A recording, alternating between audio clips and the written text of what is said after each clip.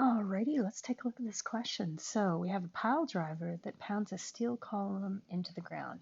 I've kind of driven or drawn this off to the side here. So on the first drive, the column goes 1.65 meters into the ground. So that would make that distance, 1.65, our first term. So T1 equals 1.65. Then on each successive drive, it moves 80% as far as it did on the previous one. So I've kind of shown that here. To get the second term, you would multiply 1.65 by 0.8, because you got to change that percent into a decimal, so divide by 100. And we would get like a distance of 1.32 that it moved on the second drive. And then times 0.8 again, it would move 1.056 on the third drive. So our common ratio, the thing we're multiplying by to get to the next term, would be 0.8. And then they talk about the least number of drives. So the number of drives, that's going to be n that we're looking for, to drive the column a total of 8.2. So typically when you hear the word total, you want to think the sum, but more so, we want this pile to go 8.2 meters into the ground. That would be adding up, because if you look at the terms are all decreasing, right? But we want all the terms to add up to 8.2 meters, so that's our sum. So Sn would equal 8.2 meters, and we're looking for n. So the best formula for that would be this one, the geometric sum formula.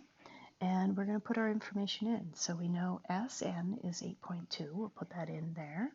T1, 1.65. We don't know R, so keep it as, sorry, we do know R, my bad. That would be 0.8, but we don't know N. All right, and then minus 1, all over top of R, 0.8 minus 1. Okay, we need to solve for N. First thing I would do is multiply, actually what you could do is just get what this would equal.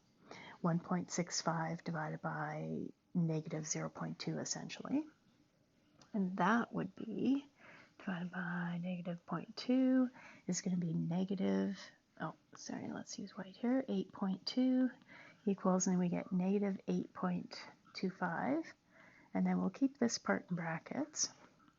Now, we're going to get rid of that number from the right-hand side by dividing it over. So 8.2 divided by negative 8.25, and we get, as a fraction, that would be negative 164 over 165 equals 0.8 to the n minus 1.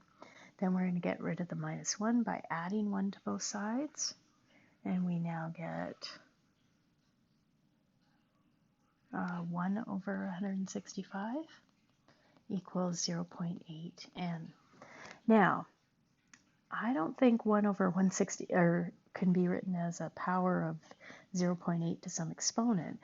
And until you learn logarithms in Math 30-1, the only way to solve this is either graphically or guess and check. So if we're going to do it graphically, what you want to do is put the left-hand side, say, in y1. So we're going to put 1 over 165 in y1, and the right-hand side in y2, so 0.8 to the x. And then you want to find the intersection point, but we really only need the x-coordinate of the intersection point. All right, and once you do that, we should get x equals 22.881, keeps going. Now, they want to know in the question the least number of drives to require to go into the ground, 8.2 meters.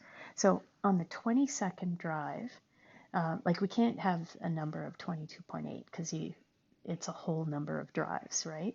So it's either 22 or 23. But at 22 drives, it won't quite be 8.2 meters into the ground. So you'd want to round that up to 23 drives to guarantee that it's at least 8.2 meters into the ground. And there we go. I hope that helped.